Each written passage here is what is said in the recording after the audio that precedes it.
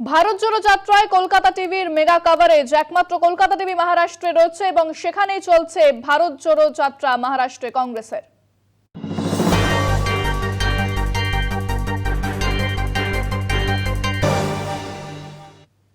ভারত জোড়ো যাত্রায় মহারাষ্ট্র একমাত্র কলকাতা টিভি এবং আপনাদের সকাল থেকে আমরা দেখিয়েছি সেখানকার মেগা কভারেজ। সেখানে ভারত জোড়ো যাত্রা থেকে আমাদের প্রতিনিধি সুচন্দ্রিমার মুখোমুখি হয়েছিলেন কংগ্রেস নেতা জয়রাম রমেশ। কি বলেছেন তিনি শুনুন। আমার সঙ্গে এই মুহূর্তে রয়েছেন জয়রাম রমেশ। আমি ভারত জোড়ো যাত্রায় অংশতে আজকে बुल्दाना डिस्ट्रिक्ट ताके पेয়েছি। बहुत बहुत स्वागत है। कोलकाता टीवी से हम लोग आए हैं। 72 डेज हो गए एंड जो प्रभाव दिख रहा है ईस्ट वेस्ट हर जगह पे चर्चा हो रहा है, तो मुद्दा क्या यही था या पीआर कनेक्शन या आरजी का इमेज रिकवर क्या? আমি বাংলা বলতে পারি না, আমি খুব ভালো বুঝতে পারি, पर मैं हिंदी में बोलूँगा। तो भारत जोड़ो यात्रा कांग्रेस संगठन को मजबूत करने के लिए है। भारत जोड़ो यात्रा कांग्रेस संगठन को जन संपर्क में लगने के लिए है। भारत जोड़ो यात्रा एक आवाज़ है जो हमारे समाज के सामने, हमारे देश के सामने, हमारे लोकतंत्र के सामने तीन बड़ी चुनौतियां हैं, तीन बड़े खतरे दिखाई दे रहे हैं।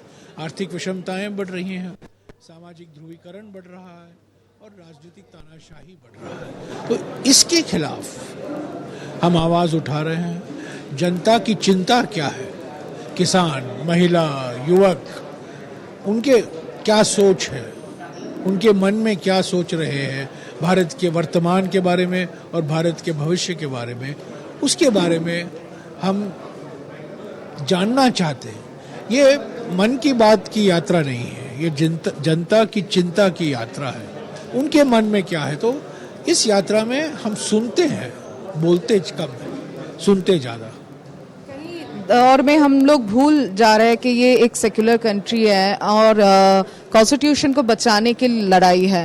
तो कांग्रेस इस बात से क्या एक मत है या युवाओं को नौकरी देने की बात जो 8 साल से एक जुमला होता जा रहा है? संविधान का जिस तरीके से नजरअंदाज किया जा रहा है, संवैधानिक संस्थाएं को कमजोर किए जा रहे हैं।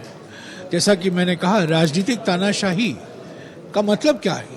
राजनीतिक तानाशाही का नतीजा यही है कि संविधान को नजरअंदाज किया जा रहा है। संवैधानिक संस्थाओं को प्रधानमंत्री कार्यालय का अटैच्ड ऑफिस बनाया जा रहा है। तो इसके खिलाफ हम पार्लियामेंट के अंदर लड़ेंगे, पार्लियामेंट के बाहर भी लड़ेंगे और भारत जोड़ो यात्रा के माध्यम से हम लोगों तक ये संदेशा पहुंचाएंगे कि भारत को तोड़ने में लगे हुए हैं बीजेपी और आरएसएस। आर्थिक विषमताएं भारत को टूटेगा, सामाजिक ध्रुवीकरण से भारत टूटेगा और राजनीतिक तानाशाही से भारत टूटेगा।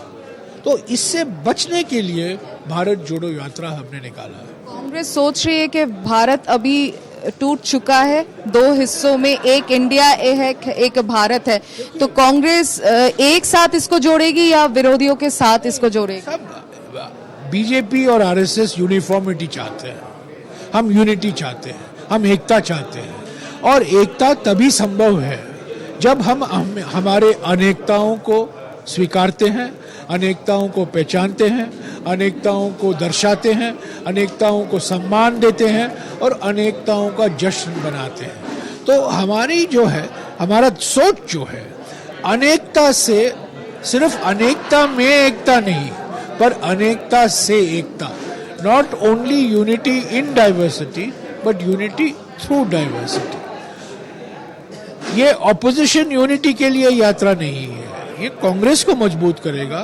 एक मजबूत कांग्रेस का नतीजा ये होगा कि ऑपोजिशन एकता भी बढ़ेगी, ऑपोजिशन एकता भी मजबूत होगा।